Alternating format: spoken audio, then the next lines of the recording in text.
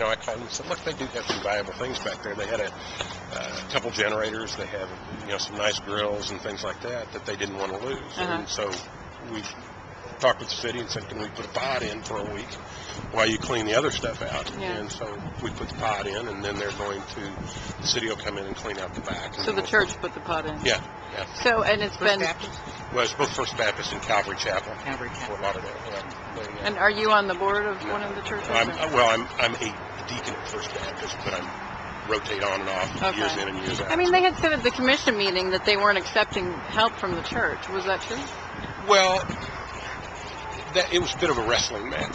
They still thought that they were going to prevail legally and not have the city come on the property. And it needed to be cleaned out. But you were able to come in this weekend, or when did this pod show up? We dropped that here Friday. Oh, okay. And then we came in with about 6 people over the weekend and just walked through the back with the Dunsfords and said, what do you want to keep? And her answer, of course, was all of it. And our answer was, no, Helen, the pod's not that big, and if you just keep junky stuff, the city will come take it out. What about inside their house? Have you all... Never been inside.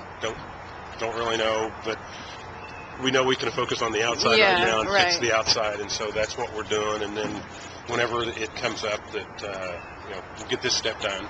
For instance, Calvary has a guy in the church that his business is tree trimming, and so he's volunteered to come out. In fact, he called the city and said, come out and visit with me, and let's walk the property, and we'll figure out what we need to do to get the house back in compliance with the code as far as the trees.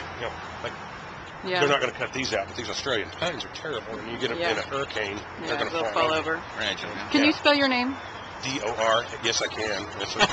Will you? D-O-R-A-N. Yes. D-O-R-A-N. And but anyway, the Dunsfords what is are your really first sweet name? folks. Okay. They're sweet folks, and they just got behind the curve in collecting stuff. Yeah. They have a purpose for every bit of it. It's not really to them. It's not junk. Really. It's, yeah. I mean, we went back there. I'd rather you not use this story because it may be a little too personal to Helen, but I'll give you guys an idea.